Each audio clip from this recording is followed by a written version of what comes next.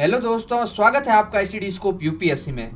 हम इस video series में 2020 का जो जीएस पेपर है उसको डिस्कस कर रहे हैं। उसी क्रम में हमारा ये आज आखिरी वीडियो है। इसके साथ ही हमारा जो 2020 का जीएस पेपर डिस्कशन है वो समाप्त हो जाएगा। इसके बाद हम 2021 का जो जीएस पेपर है उसको डिस्कस करेंगे। यूपीएससी प्री के लिए अब दिन भी बहुत कम बचे हैं, 70 दिन ही बचे हैं, तो आप बहुत ही अच्छे से तैयारी कीजिए। और सबसे ज़रूरी है कि आप कॉन्फिडेंस साथ रखिए अपने। बिल्कुल भी आपको इस टाइम डीमोटिवेट होने की जरूरत नहीं है। फुल कॉन्फिडेंस के साथ तैयारी कीजिए और हमेशा खुद को बोलते रहिए कि मेरा सिलेक्शन इस बार होगा। तो चलते हैं अपने प्रश्नों पर। आज का पहला प्रश्न है, यह फसल उपोष्ण प्रकृति की है, उसके लिए कठोर पाला हानिकारक है। विकास के लिए उसे कम से कम 210 पाला रहित दिवसों और 50 से 100 सेंटीमीटर वर्षा की आवश्यकता पड़ती है। हल्की सुअपवाहित मृदा जिसमें नमी धारण करने की क्षमता है उसकी खेती के लिए आदर्श रूप से अनुकूल है। यह फसल निम्नलिखित में से कौन सी है। यहाँ पर पूर्ण रूप से जानकारी दे दी है पूरी फसल की प्रकृति के बारे में कि फसल कैसी कंडीशन में उगती है, उसके लिए कितनी वर्षा चाहिए, कौन सी जो मृदा उसके लिए उपयुक्त है। उसके बाद बताना है कि इनमें से कौन सी मृदा के लिए ये चीज़ें आवश्यक है। पाला रहित दिवसों की एक ही फसल की आवश्यकता होती है, वो है कपास। बहुत ही साधारण प्रश्न है, एनसीईआरटी में एकदम स्पष्टता लिख रखा है। इसका आंसर है ए। 12th की जो जियोग्राफी की एनसीईआरटी उसके अंदर सभी फसलों के बारे में अच्छे से लिख रखा है कि किस फसल को कौन सी कंडीशन चाहिए, कौन सी मृदा उसके लिए उपयुक्त है, वर्षा उसके लिए कितनी आवश्यक है, साथ ही में टेम्परेचर के बारे में और उसकी जो मेनली क्या कंडीशन होती है एक्स्ट्रा, वो भी वहाँ पर लिख रखी है। आपको उन सबको एकदम याद कर लेना है। देख लीजिए 2020 में सीधा प्रश्न आया है। ऐसा ही किसी और फसल के बारे में आ सकता है कि उस फसल के लिए कंडीशन दे देंगे और आपको छांटनी है फिर कौन सी फसल है उनमें से। तो एनसीईआरटी में चावल, गेहूँ, बाजरा, मक्का, ज्वार, दाल, गन्ना, तिलहन, चाय, कॉफ़ी, रबड़, कपास और जूट के बारे में वहाँ लिख रखा है। यहाँ प्रश्न पूछा गया था कपास के बारे में। यहाँ पर टेम्परेचर कितना चाहिए उसके लिए 21 से 30 डिग्री सेल्सियस के बीच, वर्षा उसमें 50 से 100 सेंटीमीटर, मृदा काली कपासी मृदा, शीर्ष उत्पादक राज्य कौन से, गुजरात, महाराष्ट्र, तेलंगाना, 210 पाला रहित दिवसों की आवश्यकता होती है। ये एनसीईआरटी सीधी लाइन लिखी हुई है, तो बिल्कुल ही एकदम लप्पू प्रश्न था ये। आप सभी फसलों के बारे में एनसीईआरटी में से देख लेना या फिर मैं ये जो नोट्स ग्रुप में भेज दूंगा वहाँ पर आप देख लेना। चलते हैं अगले प्रश्न पर। अगला प्रश्न है, सौर जल पंपों के संदर्भ में निम्नलिखित कथनों पर विचार कीजिए। पहला कथन है, सौर ऊर्जा का प्रयोग पृष्ठीय पंपों को चलाने के लिए हो सकता है और निमंजनी पंपों के लिए नहीं हो सकता। सबमर्सिबल जो पाइप होते हैं उसके लिए इसका उपयोग नहीं किया जा सकता। दूसरा है, सौर ऊर्जा का प्रयोग अपकेंद्रीय पंपों को चलाने के लिए हो सकता है और पिस्टन वाले पंपों के लिए नहीं हो सकता। इससे ज्यादा लप्पू प्रश्न कोई हो ही नहीं सकता। एकदम साधारण प्रश्न है। यहाँ पर सौर जल पंप कुछ नहीं होते, जो ट्यूबवेल वगैरह होती है वहां पर पंप लगे होते हैं जिनसे क्या आता है, पानी आता है। वहां पर जो ग्राउंड वाटर से पानी बाहर आ रहा है उसके लिए अगर सौर एनर्जी का यूज किया जाता है तो उसको बोल देंगे सौर जल पंप, और कुछ नहीं है। यहाँ पर कथन में कहा गया है कि सौर ऊर्जा से कौन कौन से जो पंप है उसमें यूज किया जा सकता है और किसमें नहीं किया जा सकता। अब सौर ऊर्जा क्या है, एक एनर्जी का फॉर्म है। जैसे क्या होती है, कोयले से जो एनर्जी बनती है वो भी क्या है, विद्युत है। सौर ऊर्जा से जो एनर्जी बनेगी वो भी क्या है, विद्युत ही है। तो अब उस पंप को चाहे कोयले से बनी हुई विद्युत मिले या सौर ऊर्जा से बनी हुई विद्युत मिले या पवन ऊर्जा से बनी हुई विद्युत मिले, कोई सी विद्युत मिले, उस पंप को उससे क्या लेना देना। उसको तो क्या चाहिए, सिर्फ एनर्जी चाहिए कार्य करने के लिए। एनर्जी कहीं से आए क्या फर्क पड़ता है। यहाँ पर सबमर्सिबल पंप हो गया या फिर अपकेंद्रीय पंप हो गया या पिस्टन वाले पंप हो गया, उनको तो घूमने के लिए या उनकी कार्यवाही करने के लिए सिर्फ और सिर्फ उनको विद्युत चाहिए। विद्युत उनको मिल रही है।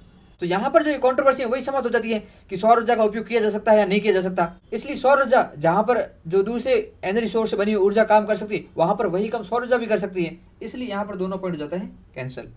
आंसर आता है डी। सौर जल पंपिंग प्रणाली, यह प्रणाली पंप चलाने के लिए सौर ऊर्जा का उपयोग करती है। सौर जल पंप सूर्य के प्रकाश को बिजली में परिवर्तित करने के लिए फोटोवोल्टिक पैनलों का उपयोग करते हैं, जो फिर पंप को चलाने के लिए इलेक्ट्रिक मोटर को शक्ति प्रदान करते हैं। बस इलेक्ट्रिक मोटर को शक्ति मिल गई। अब इलेक्ट्रिक मोटर कौन सी है, चाहे वो पिस्टन वाली मोटर हो, चाहे वो सबमर्शियल मोटर हो, चाहे फिर वो अपकेंद्रीय मोटर हो, कैसी भी मोटर हो, उससे फर्क नहीं पड़ता। अब यहाँ पर प्रश्न में एक था सबमर्शियल पंप के बारे में, एक था सरफेस पंप के बारे में। सबमर्सिबल पाइप कौन से होते हैं, आपने ट्यूबवेल तो देखी होंगी। ट्यूबवेल के अंदर क्या होता है, जो पंप होता है वो जमीन के अंदर होता है, तो उन पंप को क्या बोलते हैं, सबमर्सिबल पंप। और दूसरे आपके घरों में मोटर लगी होगी जो क्या करती हैं, ग्राउंड वाटर से पानी को खींच के टंकी वगैरह को भरने का काम करती हैं। आपका जो वाटर टैंक होता है ऊपर छत पर, तो वो होती है सरफेस पंप। अब यहाँ पर एक वर्ड आया है अपकेंद्रीय पंप। अपकेंद्रीय पंप कौन से होते हैं, जो सबमर्सिबल पंप और अभी सरफेस पंप की बात की है वो अपकेंद्रीय पंप ही है। और दूसरा है पिस्टन वाले पंप। पिस्टन वाले पंप कौन से होते हैं, जिसमें पिस्टन लगा होता है। पिस्टन का मतलब क्या होता है, जो आपका हैंड पंप होता है वो एग्जाम्पल है पिस्टन का, जिसमें क्या होता है, वैक्यूम क्रिएट किया जाता है और उस वैक्यूम के माध्यम से पानी को बाहर खींचा जाता है। और इंजेक्शन हो गया इसका एग्जाम्पल। इस टाइप की जो क्रियाविधि पिस्टन की क्रियाविधि से जो काम करते हैं, जो आपका मोटर इंजन वगैरह हो गए, आपने इंजन ऑयल की ऐड देखी होगी, जिसमें क्या होता है, ऑयल डालने पर जो वहां पर पिस्टन होते हैं वो घूमने लग जाते हैं, उन्हीं को पिस्टन बोलते हैं। तो यहाँ पर इसका आंसर होता है डी। चलते हैं अगले प्रश्न पर। अगला प्रश्न है, भारत में गन्ने की खेती में वर्तमान प्रवृत्तियों के संदर्भ में निम्नलिखित कथनों पर विचार कीजिए। यहाँ पर 4 पॉइंट दिए गए हैं, इनमें से कौन सा सही है वो हमें यहाँ पर देखने हैं। पहला पॉइंट है, जब बर्ड चिप सेटलिंग्स को नर्सरी में उगाकर मुख्य कृषि भूमि में प्रतिरोपित किया जाता है तब बीज सामग्री में बड़ी बचत होती है। यहाँ पर जो ये गन्ना है, गन्ने की जो आंख वाला भाग होता है, ये इसको काट देते ना, ये इस भाग को क्या बोलते हैं, बर्ड बोलते हैं, बर्ड या आंख। इसको काट कर क्या कर ले, नर्सरी के अंदर उगा ले, और उससे क्या बन जाएगा, पौधा तैयार हो जाएगा, अंकुरित हो जाएगा पौधा। उस पौधे को क्या करें, आप खेतों में रोपण कर दें। उससे क्या होगा, वो प्रश्न पूछा गया है कि जब बर्ड चिप सेटलिंग्स को नर्सरी में उगाकर मुख्य कृषि भूमि में प्रतिरूपित किया जाता है तब बीज सामग्री में बड़ी बचत होती है। यहाँ पर नर्सरी में पहले से पौधा क्या है, अंकुरित हो गया है, अब उसको जमीन में रोपा जा रहा है, तो वह इजीली क्या हो पाएगा, वहां पर उग पाएगा, जिसके कारण क्या हो जाएगा, ऐसे ही जैसे सीधे गन्ना रोपते हैं जिसमें एक तो उसमें जो बीज है उसकी मात्रा ज़्यादा चाहिए, और एक वहाँ पर विकसित हो या ना हो इसकी क्या गारंटी है। लेकिन यहाँ पर क्या है, नर्सरी में पहले से उसको विकसित कर दिया गया है, अंकुरित कर दिया गया है, अब उसका यूज़ कहाँ किया जा रहा है, बोने में किया जा रहा है, बुआई के समय किया जा रहा है। तो यह तो बीज सामग्री की बड़ी बचत होगी, पॉजिटिव चीज़ है, एकदम राइट। दूसरा है, जब सेट्स को सीधे रोपण किया जाता है तब एक कली का सेट्स का अंकुरण प्रतिशत कई कली का सेट्स की तुलना में बेहतर होता है। अब इसका क्या मतलब है, यहाँ पर देखिए इस इमेज में, यहाँ पर ये क्या है, ये बर्ड है एक, यहाँ पर ये है एक कलिका वाला बर्ड, यहाँ पर है ये अन्य कलिका वाला बर्ड। यहाँ से क्या है, एक जगह से ही अंकुरण हुआ है, और यहाँ पर अनेक जगहों से क्या है, कलिकाएं निकली, और ये आगे जाके क्या बन सकता है, पूरा गन्ने का पौधा। अब आप सोचिए कि यहाँ पर एक तो सिर्फ है एक कलिका, यहाँ पर है बहुत सारी कलिकाएं, तो इन बहुत सारी कलिकाओं में से कोई कलिका है वो पूर्ण पौधा बन पाएगी अगर बाकी की नष्ट हो जाए तो। और यहाँ पर अगर एक कलिका है वही क्या हो जाए, नष्ट हो जाए, तो पौधा उगेगा ही नहीं।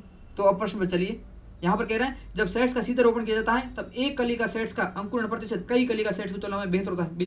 एकदम गलत स्टेटमेंट है। एक कलिका वाला सेट्स है वो अंकुरित सही से नहीं हो पाएगा, क्योंकि वहां पर कलिका ही एक है, और बाकी जो बहुकलिका है वहां पर कई बहुत सारी कलिका है, उनमें से क्या पता एक आधी कलिका है अंकुरित होकर पूरा पौधा बन जाए। तीसरा है, खराब मौसम की दशा में यदि सेट्स का सीधे रोपण होता है तब एक कली का सेट्स का जीवित बचना बड़े सेट्स की तुलना में बेहतर होता है। वापस यही स्टेटमेंट। अब यहाँ पर वापस वही चीज़ समझिए कि एक जो बर्ड है उसके अंदर बहुत ज़्यादा कलिकाएं हैं, वो खराब मौसम में भी क्या हो पाएगी, अच्छे से ग्रो हो पाएगी, क्योंकि वहाँ पर ऑप्शन ज़्यादा हो गए। यहाँ पर जो एक कलिका वाला सेट है उसमें ऑप्शन ही एक है, वो खराब मौसम के कारण खराब हो गया, तो फिर उससे क्या पौधा बनेगा ही नहीं। तो ये स्टेटमेंट भी हो जाता है एकदम गलत। चौथा पॉइंट है, गन्ने की खेती ऊतक संवर्धन में तैयार की गई सेटलिंग से की जा सकती है। ऊतक संवर्धन क्या होता है, लैब के अंदर होता है। लैब के अंदर क्या किया जाए, पहले से जो बर्ड है उसको विकसित कर दिया गया, उसके जो टिश्यू वगैरह लेके वहाँ पर पौधा बना दिया गया, और उस पौधे को बाद में लैब से निकाल कर खेत में बो दिया। गन्ने का क्या, यहाँ पर तो किसी फसल का किया जा सकता है, टिश्यू कल्चर के माध्यम से रोपण, बाजरा हो गया, गेहूँ हो गया, चावल हो गया, किसी का भी किया जा सकता है। तो चौथा स्टेटमेंट सही, यानी कि दूसरा गलत, तीसरा गलत, पहला सही और चौथा सही। आंसर होता है सी। चलते हैं अगले प्रश्न पर। अगला प्रश्न क्या है, भारत के संदर्भ में निम्नलिखित में से किस या किन पद्धतियों को पारितंत्र अनुकूल कृषि माना जाता है।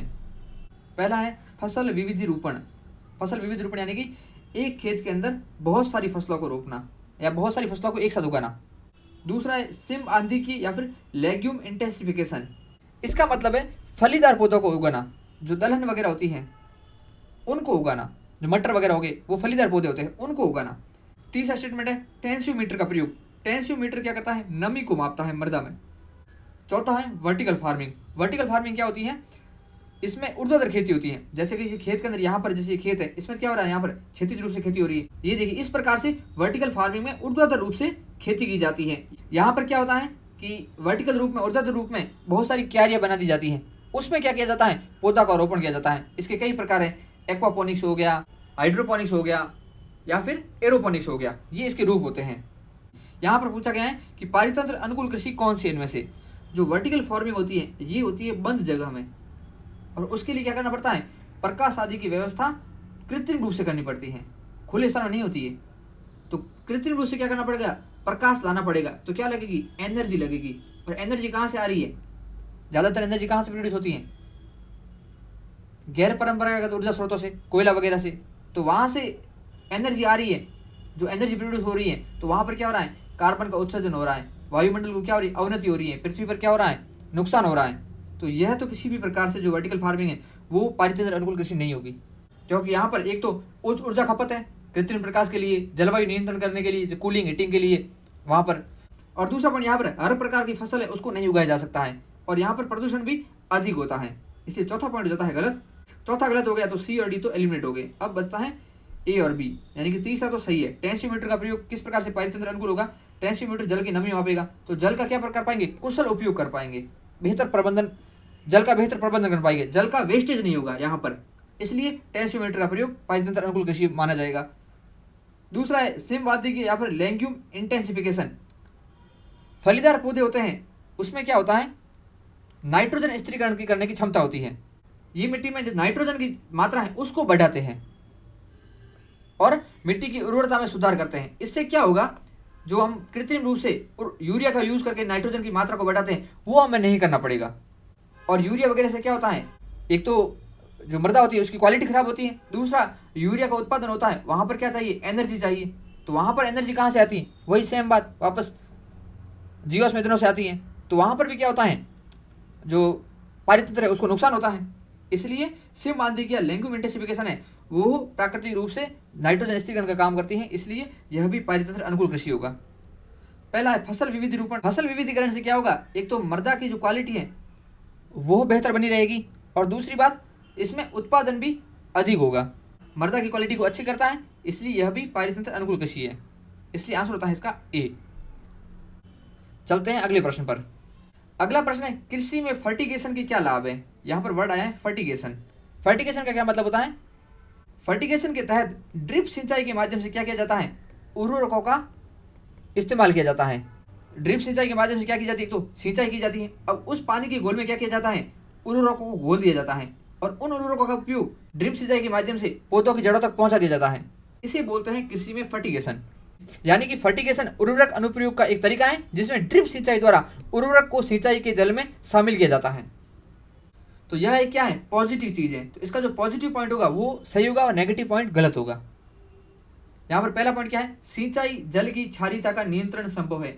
पॉजिटिव बात कर रहा है, जो क्षारीयता है उसका, जल की क्षारीयता है उसको नियंत्रित कर पाएंगे, पहला पॉइंट सही। तीसरा पॉइंट है पौधों के लिए पोषक बड़ी हुई मात्रा में सुलभ किए जा सकते हैं, पॉजिटिव चीज है। कभी पादपों को अधिक पोषकों की आवश्यकता है तो फर्टिगेशन के माध्यम से वहां पर पहुंचाया जा सकता है, कम पोषकों की आवश्यकता है तो वहां पर कम पोषकों को पहुंचा दिया, इसलिए तीसरा पॉइंट हो जाता है सही। चौथा पॉइंट है रासायनिक पोषकों के निक्षालन में कमी संभव है।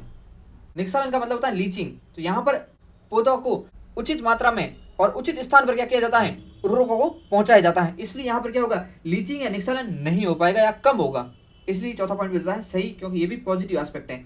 दूसरा पॉइंट क्या है, रॉक फॉस्फेट और सभी अन्य फॉस्फेटिक उर्वरकों को सफलता के साथ अनुप्रयोग संभव है। यहाँ पर एक तो बात आई है सभी अन्य फॉस्फेटिक उर्वरक, क्या पता कोई जो फॉस्फेटिक उर्वरक है वो जल में घुले ही ना, कठोर हो, उसका उपयोग फिर कैसे कर पाएंगे, नहीं कर पाएंगे ना, इसलिए दूसरा पॉइंट हो जाता है गलत। वैसे जो रॉक फॉस्फेट होता है वो जल में घुलता नहीं है, इसलिए इसका उपयोग फर्टिगेशन में नहीं किया जा सकता।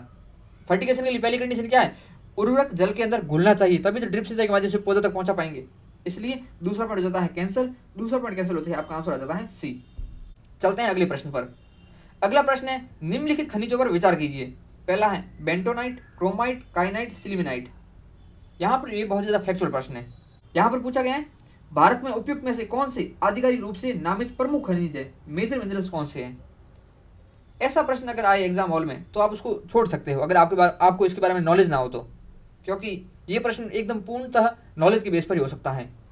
यहाँ पर जो बेंटोनाइट है वो लघु खनिज है, इसलिए पहला ऑप्शन हो जाता है गलत, आंसर होता है डी। क्रोमाइट, काइनाइट और सिलिमेनाइट ये तीनों क्या है, प्रमुख खनिज है। इसको ये करने का तरीका क्या हो सकता है, क्रोमाइट का नाम आपने खूब अच्छा सुना होगा, जो कि क्या है, क्रोमियम का एक अयस्क है। तो क्रोमियम क्या है, मेजर खनिज है। उसके आधार पर हम एक आइडिया लगा सकते हैं कि दूसरा ऑप्शन तो सही होगा। दूसरा ऑप्शन सही होगा, यानी कि बी और सी तो कैंसिल आउट हो गए। अब यहाँ पर देखना है 1 और 2 या फिर 2 3 4, या तो 1 को शामिल करना है या फिर इन 3 और 4 को शामिल करना है। 50-50 का आइडिया यहाँ पर वैसे भी लग जाता है। यहाँ पर इसका आंसर है डी। काइनाइट और सिलिमेनाइट है ये एल्यूमिनियम का अयस्क है। ठीक है, चलते हैं अगले प्रश्न पर। अगला प्रश्न है महासागर औसत तापमान के संदर्भ में निम्नलिखित में से कौन से कथन सही है। अब यहाँ पर आप पहले एक चीज समझिए कि एक होता है महासागर का औसत तापमान और एक होता है समुद्र की सतह का औसत तापमान, जिसे बोलते हैं SST। यहाँ पर ये OMT है, एक होता है SST। समुद्री सतह का औसत तापमान। इनका यूज कहाँ किया जाता है? वर्षा के पूर्वानुमान के लिए, कि मानसून बेहतर होगा या फिर मानसून कम होगा, उसका आइडिया लगाया जाता है। ये है क्या? अब महासागर औसत तापमान, यानी कि जो महासागर होता है उसका औसत तापमान कितना है, टेम्परेचर कितना है, वर्ड से ये पता चल रहा है। और दूसरा हमने बात की थी समुद्री सतह का औसत तापमान, उसमें समुद्र की जो सतह है उसकी औसत तापमान की बात की जाती है। महासागर औसत तापमान और समुद्र की सतह के औसत तापमान में फर्क क्या है, यानी कि OMT और SST में फर्क क्या है? SST सिर्फ और सिर्फ सतह का तापमान मापेगा, लेकिन जो OMT है वो सतह का नहीं, वो एक नीचे गहराई तक मापेगा तापमान, तभी तो समुद्र का औसत तापमान निकल कर आएगा। इसलिए जो महासागर का औसत तापमान है वो क्या होगा? बेटर होगा पहली बात तो, क्योंकि ये सिर्फ जो SST है वो तो सिर्फ समुद्री सतह का माप रहा है, जबकि महासागर औसत तापमान है वो पूरे समुद्र की एक निश्चित गहराई तक जाता है और उसका एवरेज टेम्परेचर लेता है। अब यहाँ पर कैसे आइडिया लगाया जाता है? अगर महासागर औसत तापमान या फिर समुद्री सतह का औसत तापमान है वह गर्म अधिक है, तो वहाँ पर गर्म अधिक है, इसका मतलब क्या होगा? वाष्पोत्सर्जन अधिक होगा। वाष्पोत्सर्जन अधिक हुआ, इसका मतलब वहाँ पर जो वर्षा है वो अधिक होगा, क्योंकि वाष्पोत्सर्जन से क्या होगा? बादल बनेंगे। और अगर जो उनका टेम्परेचर है वो कम है तो आइडिया लग जाएगा कि इस बार वर्षा कम होगी। इस प्रकार से इनका यूज़ किया जाता है मानसून को मापने में। तो यहाँ पर अब चलिए पहले पॉइंट के ऊपर, OMT को 26 डिग्री सेंटीग्रेड तापमान रेखा की गहराई तक मापा जाता है, जो जनवरी मार्च में हिंद महासागर के दक्षिण पश्चिम में 129 मीटर पर होती है। अब यहाँ पर 26 डिग्री समताप रेखा क्या है? समताप रेखा वो होती है जो समान तापमान वाले क्षेत्रों को आपस में जोड़ती हैं। तो OMT को 26 डिग्री समताप रेखा की गहराई तक मापा जाता है, जो जनवरी मार्च में हिंद महासागर के दक्षिण पश्चिम में 129 मीटर पर होती है। यहाँ पर जो 129 मीटर है ये गलत स्टेटमेंट है, ये होता है 50 से 100 मीटर पर मापा जाता है किसको? OMT को। इसलिए पहला पॉइंट हो जाता है गलत। दूसरा पॉइंट है OMT जो जनवरी मार्च में एकत्रित किया जाता है, उसे यह निर्धारित करने के लिए प्रयोग किया जा सकता है कि मानसून में वर्षा की मात्रा एक निश्चित दीर्घकालिक औसत वर्षा से कम होगी या अधिक। इसका काम ही अभी हमने देखा था कि मानसून को मापा जाता है OMT और SST के माध्यम से। जो OMT है वो SST से बेहतर मापक है। 26 डिग्री समतापी रेखा की गहराई जो महासागरीय औसत तापमान को दर्शाती है, सामान्यतः 129 मीटर के बजाय 50 से 100 मीटर के बीच पाई जाती है। जनवरी मार्च के दौरान दक्षिण पश्चिमी हिंद महासागर में 26 डिग्री सेंटीग्रेड तापमान समतापी रेखा की औसत गहराई लगभग 59 मीटर होती है, 129 मीटर नहीं होती है, यानी कि इसे 100 मीटर से भी कम होती है। जनवरी मार्च के दौरान एकत्रित OMT का उपयोग यह आकलन करने के लिए किया जा सकता है कि मानसून की वर्षा दीर्घकालिक औसत से अधिक होगी या कम। इसे समुद्री सतह तापमान SST से बेहतर संकेतक माना गया है, क्योंकि यह महासागर की तापीय ऊर्जा को अधिक प्रभावी ढंग से मापता है। OMT ने भारतीय ग्रीष्मकालीन मानसून की भविष्यवाणी करने में 80% सफलता दर दर्शाई गई है, जबकि SST की सफलता दर 60% है। चलते हैं अगले प्रश्न पर। अगला प्रश्न है, भारत में रासायनिक उर्वरकों के संदर्भ में निम्नलिखित कथनों पर विचार कीजिए। पहला पॉइंट है, वर्तमान में रासायनिक उर्वरकों का खुदरा मूल्य बाजार संचालित है, यह सरकार द्वारा नियंत्रित नहीं है। यहाँ पर जो पहला पॉइंट है कि रासायनिक उर्वरक का खुदरा मूल्य है बाजार संचालित है, बाजार संचालित नहीं, उनका मूल्य सरकार निर्धारित करती है। सरकार क्या करती है? जो उर्वरक निर्माता कंपनी होती है उनको क्या प्रदान करती है? सब्सिडी प्रदान करती है। उसके बेस पे आगे सरकार प्राइस निश्चित करती है, किसके लिए? किसानों के लिए, कम दरों के, ताकि किसानों को लाभ मिल सके और वो उर्वरकों का अच्छा उपयोग करके उत्पादन क्षमता है उसको बढ़ा सके। दूसरा पॉइंट है, अमोनिया जो यूरिया बनाने में काम आता है वह प्राकृतिक गैस से उत्पन्न होता है। बिल्कुल ही सही स्टेटमेंट है। अमोनिया निर्माण के लिए जो विधि काम आती है उसे बोलते हैं हेबर बॉश विधि। हेबर बॉश या वॉश विधि बोलते हैं इसको, बहुत ज़्यादा इंपॉर्टेंट, इसको आप याद रखना, हेबर बॉश विधि। तीसरा है, सल्फर जो फास्फोरिक अम्ल उर्वरक के लिए कच्चा माल है वह तेल शोधन कारखाना का उप उत्पाद है। हमने पहले देखा था कोयले से क्या निकलती है? सल्फर निकलती है। कोयला क्या है? एक जीवाश्म ईंधन का स्रोत है, और यहाँ पर जो तेल होता है वो भी क्या? जीवाश्म ईंधन का स्रोत है। इनका जमाव भी कहाँ होता है? औषधि सेलों में होता है। तो अगर कोयले में सल्फर है तो यहाँ पर तेल में भी सल्फर मिल सकती है, तो तेल शोधन कारखाने उनसे भी सल्फर निकल सकती है। एकदम जनरल सोच के इसको आइडिया लगा सकते हैं। इसलिए दूसरा और तीसरा स्टेटमेंट सही होता है, आंसर होता है बी, पहला है रॉन्ग। यूरिया के लिए सब्सिडी तंत्र क्या है? लागत प्लस विधि। इस विधि के अंतर्गत यूरिया का MRP भारत सरकार द्वारा वैधानिक रूप से निर्धारित किया जाता है तथा MRP और उत्पादन लागत के बीच का अंतर विनिर्माण कंपनी को सब्सिडी के रूप में प्रदान किया जाता है। यानी कि कोई यूरिया है जो बना तो कितने रुपए में? 100 रुपये में, और सरकार ने उसकी कीमत निर्धारित कर दी 20 रुपये। यहाँ पर जो ये 80 रुपये होते हैं ये प्रदान करेगी यूरिया कंपनी को सरकार, इसे बोलते हैं यूरिया पर सब्सिडी। और दूसरी सब्सिडी की विधि है पोषण तत्व आधारित सब्सिडी, जिसे बोलते हैं NBS विधि। NBS नीति के तहत सब्सिडी प्रति इकाई के आधार पर नहीं बल्कि उर्वरकों की पोषक तत्व सामग्री के आधार पर प्रदान की जाती है। जैसे कोई कंपनी है उसके अंदर कितने प्रतिशत उर्वरक है उसके आधार पर उस कंपनी को क्या मिलेगी? सब्सिडी मिलेगी। इसमें क्या होगा कि जो कंपनी पहले क्या कर रही थी? हेरफेर कर रही थी, लो क्वालिटी की चीजें ला रही थी और उसके माध्यम से सब्सिडी का पूरा लाभ उठा रही थी। अब यहाँ पर सरकार ने कह दिया उस उर्वरक में पोषक तत्व की सामग्री कितनी है उसके आधार पर आपको देंगे क्या सब्सिडी। तो सभी जो कंपनीज थी उर्वरक निर्माता उन्होंने अपनी क्वालिटी को इम्प्रोवाइज किया, इसलिए लेके आए थे पोषक तत्व आधारित सब्सिडी, यानी कि कितना आपके उर्वरकों के अंदर पोषक है उसके आधार पर आपको क्या मिलेगा, सब्सिडी मिलेगी। उर्वरक निर्माताओं या आयातकों को उनके द्वारा उत्पादित या आयातित उर्वरकों में पोषक तत्वों जैसे कि नाइट्रोजन, फास्फोरस, पोटेशियम, सल्फर के आधार पर सीधे सब्सिडी प्रदान की जाती है। इसके बाद किसानों को ये उर्वरक डीलरों के माध्यम से कम कीमत पर मिल जाते हैं। ये होगी सब्सिडी के बारे में बातें। एनपी सब्सिडी इंपॉर्टेंट है, इसको याद रखना। यूरिया के लिए सब्सिडी अलग है और जो डीएपी और एमओपी वगैरह होते हैं उनके लिए सब्सिडी अलग है। यहाँ पर इसका आंसर होता है बी। चलते हैं अगले प्रश्न पर। अगला प्रश्न एकदम बहुत साधारण प्रश्न है, हमारी साइड का प्रश्न आ गया। भारत के मरु राष्ट्रीय उद्यान के संदर्भ में निम्नलिखित में से कौन सा कथन सही है। पहला कथन है यह 2 जिलों में विस्तृत है। दूसरा है उद्यान के अंदर कोई मानव वास स्थल नहीं है। तीसरा है यह ग्रेट इंडियन बस्टर्ड के प्राकृतिक आवासों में से एक है। यहाँ पर दूसरा स्टेटमेंट देखिए, उद्यान के अंदर कोई मानव वास नहीं है। क्या ऐसा पॉसिबल हो सकता है कोई ना कोई झोंपड़ी बना के आदिवासी रह जाए। हालांकि वहाँ पर हमारे इलाके के अंदर आदिवासी तो नहीं है, यहाँ पर उद्यान है, इसके अंदर खूब सारे लोग रहते हैं, इसलिए यह तो एकदम बहुत ज़्यादा हार्श स्टेटमेंट है। नेशनल पार्क होते हैं वहाँ पर लोग रहते ही है, आदिवासी इलाकों में आदिवासी लोग रहते हैं, वहाँ पर नेशनल पार्क होता है लोग रहते हैं, तो यहाँ पर ऐसा क्या होगा कि मानववास ना हो। इसलिए दूसरा स्टेटमेंट गलत हो जाता है। आंसर होता है आपका सी, क्योंकि दूसरा कैंसिल करने पर बाकी तीनों कट जाते हैं। अब पहला स्टेटमेंट क्या था, यह 2 जिलों में विस्तृत है। यह बाड़मेर और जैसलमेर 2 जिलों में आता है, मेरा जिला है जैसलमेर। और यह ग्रेट इंडियन बस्टर्ड के प्राकृतिक आवासों में से एक है। ग्रेट इंडियन बस्टर्ड कहाँ पाया जाता है, राजस्थान के जो मरुस्थल इलाकों में पाया जाता है, तो यहाँ पर भी पाया जा सकता है। अब इनकी संख्या कम है तो इसका आयुषन स्टेटस क्या हो जाएगा, क्रिटिकली इंडेंजर्ड। और ये मरु राष्ट्रीय उद्यान कब बना था, ये बना था 1981 के अंदर।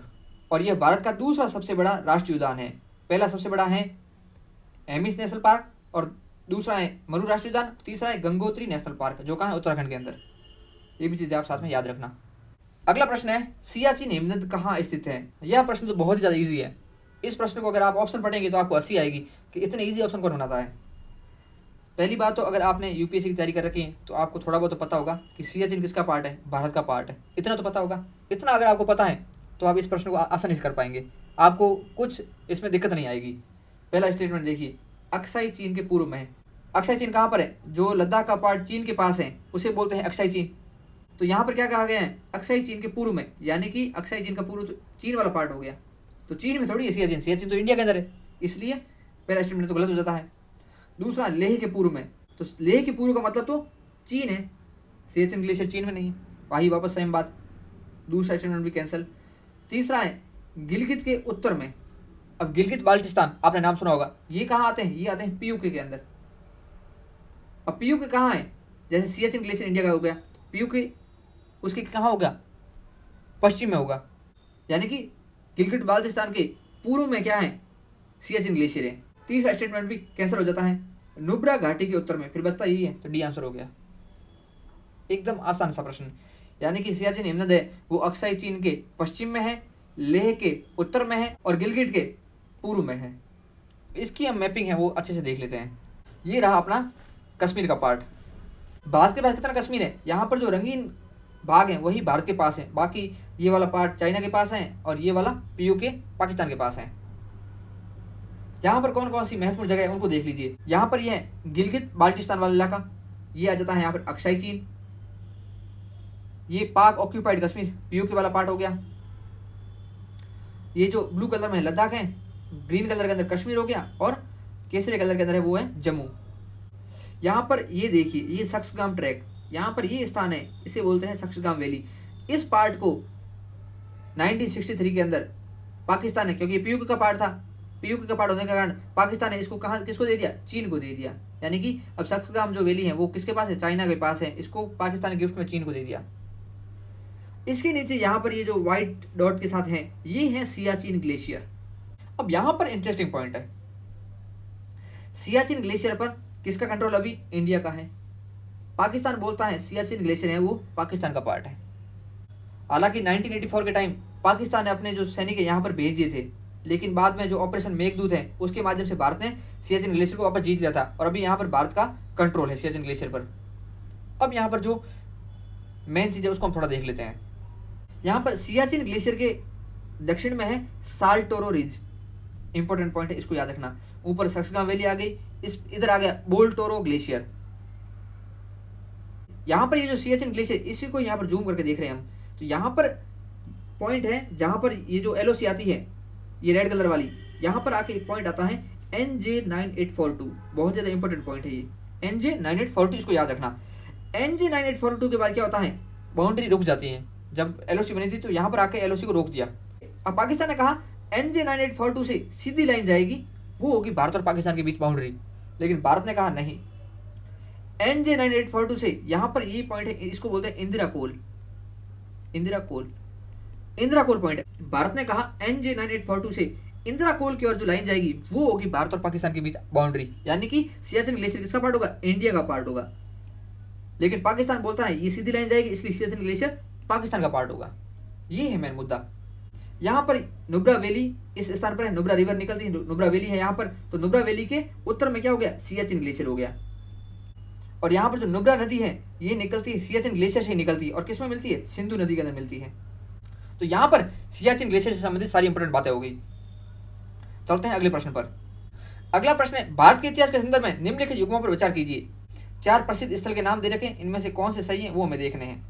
पहली बात, जो चौथा पॉइंट है स्थानेश्वर, इसका नाम तो NCERT में अच्छे से आ रखा है। कहाँ पर आ रखा है, जहाँ पर पुष्यभूति राजवंश आता है। पुष्यभूति राजवंश किससे संबंधित है, हर्ष से संबंधित।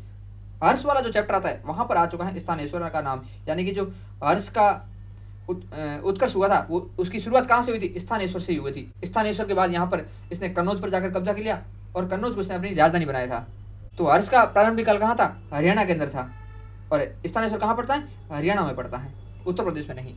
चौथा पॉइंट गलत होने पर आपके 2 ऑप्शन तो एलिमिनेट हो जाते हैं, यानी कि बचता है C और A, यानी कि 3 इसमें कॉमन है, 3 तो सही है ही है। गिरिनगर जो कि जूनागढ़ में पड़ता है, यानी कि गुजरात का पार्ट है। अब यहाँ पर पहले पॉइंट में भीलसा, भीलसा जो वर्तमान विदिशा नाम है उसी का ही प्राचीन नाम है। विदिशा क्षेत्र है वो पड़ता है MP के अंदर, यानी कि पहला पॉइंट जाता है सही। दूसरा पॉइंट है द्वार समुद्र, द्वार समुद्र पड़ता है कर्नाटका के अंदर, महाराष्ट्र में नहीं पड़ता है। होयसल साम्राज्य था, उनकी राजधानी थी द्वार समुद्र, इसलिए यहाँ पर पहला स्टेटमेंट सही होता है और तीसरा सही, आंसर होता है A। चलते हैं अगले प्रश्न पर। अगला प्रश्न है, निम्नलिखित कथनों पर विचार कीजिए। केंद्रीय भूमि जल प्राधिकरण ने भारत के 36% जिलों को अतिशोषित अथवा संकटपूर्ण वर्गीकृत किया हुआ है। दूसरा है, CGWA का निर्माण पर्यावरण संरक्षण अधिनियम के अंतर्गत हुआ है, जो कब आया था, 1986 में। तीसरा स्टेटमेंट है, विश्व में भूजल सिंचाई के अंतर्गत सबसे अधिक क्षेत्र भारत में है। यहाँ पर जो पहला स्टेटमेंट है उसमें 36% की जगह 15% कर दीजिए, यानी कि केंद्रीय भूजल प्राधिकरण ने भारत के 15% जिलों को अतिशोषित अथवा संकटपूर्ण वर्गीकृत किया हुआ है, इसलिए पहला स्टेटमेंट हो जाता है गलत। यूपीएससी इस प्रकार के जो फैक्ट वाले स्टेटमेंट होते हैं वो जनरली गलत ही बनाता है। पहला गलत है तो आपका A और D तो एलिमिनेट हो गया, यानी कि दूसरा तो सही है ही है। तीसरा देखना है, विश्व में भूजल सिंचाई के अंतर्गत सबसे अधिक क्षेत्र भारत में ही पड़ता है, तीसरा स्टेटमेंट सही, इसलिए आंसर होता है B। सबसे अधिक भारत में आता है, इसके बाद आता है चीन, इसके बाद USA और फिर पाकिस्तान। ये क्रम है भूजल सिंचाई के अंतर्गत क्षेत्र के मामले में। यहाँ पर एक CGWA अथॉरिटी का नाम आया है, केंद्रीय भूमिजल प्राधिकरण। इसकी स्थापना हुई थी पर्यावरण संरक्षण अधिनियम 1986 के तहत ही। यह काम क्या करता है, यह भूजल संसाधन विकास और प्रबंधन को विनियमित करता है, इसका ये काम है। CGWA तो एक अथॉरिटी हो गई, इसकी जैसी एक अथॉरिटी आती है CGWB। ये तो है CGWB, इसका फुल फॉर्म है केंद्रीय भूजल बोर्ड। इसकी स्थापना हुई थी 1970 में, 1970 में, और यह आता है जल संसाधन मंत्रालय उसके अंतर्गत, और यह राष्ट्रीय शीर्ष एजेंसी है किन मामलों का, भूजल संसाधन प्रबंधन, अन्वेषण, निगरानी, मूल्यांकन, संवर्धन, विनियम, इनके मामलों के लिए यह शीर्ष एजेंसी है। इसका जो हेडक्वार्टर है वो कहां पर है, फरीदाबाद, हरियाणा में, CGWB का। यहां पर आंसर होता है B। चलते हैं अगले प्रश्न पर। अगला प्रश्न है, निम्नलिखित कथनों पर विचार कीजिए। पहला है, जेट प्रवाह केवल उत्तरी गोलार्ध में होते हैं, केवल आती है, आप इसको एलिमिनेट कर सकते हैं। एक एलिमिनेट होगा तो आपके 2 तो कैंसिल आउट हो गए, यानी कि दूसरा तो सही है ही है। तीसरे को देखना है। तीसरा स्टेटमेंट क्या है, चक्रवात की वाताक्षी के अंदर, जो चक्रवात की आंख होती है, के अंदर का तापमान आसपास के तापमान से लगभग 10 डिग्री सेंटीग्रेड कम होता है। कम नहीं होता है, अधिक होता है, क्योंकि अंदर वाला क्षेत्र गर्म होता है, तभी तो वहां पर क्या बन पाता है, कम दाब बन पाता है, जिसके कारण क्या होता है, वहां पर कम दाब की ओर चारों ओर हवा घूमती है और जिससे चक्रवात का निर्माण होता है। अगर अधिक तापमान होगा तो वहां पर उच्च दाब क्षेत्र बन जाएगा ना, इसलिए तीसरा स्टेटमेंट भी हो जाता है गलत। आंसर होता है इसका C, कि केवल कुछ चक्रवात ही केंद्र में वाताक्षी उत्पन्न करते हैं। चक्रवात से संबंधित प्रश्न 2021 में भी आया हुआ है, इसको हम वहां पर बहुत ही अच्छे से डिस्कस करेंगे। अभी वीडियो लंबा हो रहा है, इसको भी छोड़ रहे हैं यहाँ पर। चक्रवात की सारी विशेषताएं वगैरह हैं एनसीईआरटी में दे रखा है, लेकिन हम अच्छे से डिस्कस कर लेंगे। जेट धारा होती है वो दोनों गोलार्ध के अंदर होती हैं, यह क्षोभ मंडल के अंदर प्रबल वायु धारा होती है एक, और ये घुमावदार पथ का अनुगमन करती हैं क्योंकि इस पर भी कोरियोलिस बल का है वो प्रभाव पड़ता है। और लास्ट प्रश्न है, निम्नलिखित बाघ आरक्षित क्षेत्रों में क्रांतिक बाघ आवास क्रिटिकल टाइगर हैबिटेट के अंतर्गत सबसे बड़ा क्षेत्र किसके पास है? यह एक फैक्चुअल प्रश्न आ गया फिर से। इसका आंसर वैसे है नागार्जुन सागर श्रीशैलम। ये टाइगर रिजर्व कहाँ पर है? ये आता है आपका आंध्र प्रदेश में। कॉर्बेट उत्तराखंड हो गया, रणथंभौर राजस्थान, सुंदरबन पश्चिम बंगाल के अंदर यानी वेस्ट बंगाल। अब यहाँ पर एक वर्ड आया है क्रिटिकल टाइगर हैबिटेट। इसका मतलब क्या है? जो टाइगर रिजर्व होते हैं उसका जो कोर एरिया होता है उसे ही बोलते हैं क्रिटिकल टाइगर हैबिटेट। जैसे आपने बायोस्फीयर रिजर्व के बारे में पढ़ा है, बायोस्फीयर रिजर्व के अंदर 3 जोन होते हैं। एक कोर जोन होता है सबसे अंदर वाला जोन, जिसके अंदर बिल्कुल भी हस्तक्षेप करने की अनुमति नहीं होती है, उसे कोर एरिया बोलते हैं। तो टाइगर रिजर्व का जो कोर एरिया होता है उसे बोलते हैं क्रिटिकल टाइगर हैबिटेट, यानी कि यहाँ पर बिल्कुल भी हस्तक्षेप नहीं किया जा सकता बाहरी। और इसका गठन वाइल्ड लाइफ प्रोटेक्शन एक्ट 1972 के तहत किया जाता है, बहुत ज़्यादा इंपॉर्टेंट है।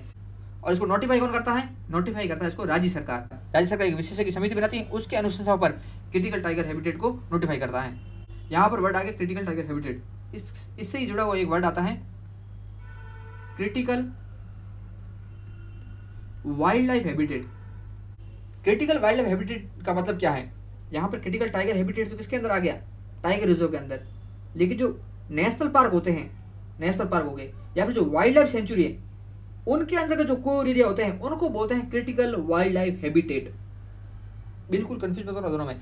जो टाइगर रिजर्व के अंदर कोर एरिया होता है उनको बोलते हैं क्रिटिकल टाइगर हैबिटेट, और जो नेशनल पार्क और वाइल्ड लाइफ सेंचुरी है उनके अंदर जो कोर एरिया होते हैं उनको बोलते हैं critical wild life habitat. Critical tiger habitat है, इसकी स्थापना तो होती है वाइल्ड लाइफ प्रोटेक्शन एक्ट 1972 के तहत, लेकिन जो क्रिटिकल वाइल्ड लाइफ हैबिटेट होते हैं इनकी स्थापना होती है FRA एक्ट 2006 के तहत। वनी अधिकार अधिनियम 2006 उसके तहत क्रिटिकल वाइल्ड लाइफ हैबिटेट की स्थापना की जाती है। बिल्कुल कंफ्यूज मत होना। और क्रिटिकल वाइल्ड लाइफ हैबिटेट की स्थापना जो ग्राम सभा होती है और साथ ही में जो हितधारक होते हैं उनके कंसेंट के बाद ही की जा सकती है। उनके कंसेंट के बिना इसको नोटिफाई नहीं किया जा सकता है। किसको? क्रिटिकल वाइल्ड लाइफ हैबिटेट को। ये इंपॉर्टेंट जानकारी क्रिटिकल वाइल्ड लाइफ हैबिटेट की आप याद रखना, बहुत ही ज़्यादा इंपॉर्टेंट है, आप इसको मिस मत कर देना। इसके साथ ही हमारा जो 2020 का पेपर है वो यहाँ पर सक्सेसफुली खत्म होता है आज। कल से हम 2021 का जो जीएस पेपर है उसको डिस्कस करेंगे। आपको तैयारी के लिए बहुत ज़्यादा ऑल द बेस्ट। आप फुल कॉन्फिडेंस के साथ अगले 70 दिन तक लगे रहिए, हम भी आपके साथ लगे हुए हैं। मैं भी सर इस बार अटेम्प्ट दे ही रहा हूँ, साथ ही साथ तैयारी कर रहा हूँ, तो मेरी तैयारी बहुत अच्छी चल रही है। आप भी तैयारी कैसी चल रही है आप कमेंट करके जरूर बताना। इसके साथ ही आज की इस डिस्कशन को हम यहीं पर समाप्त करते हैं। मिलते हैं नेक्स्ट वीडियो के साथ नई एनर्जी के साथ। तब तक के लिए जय हिंद, जय भारत।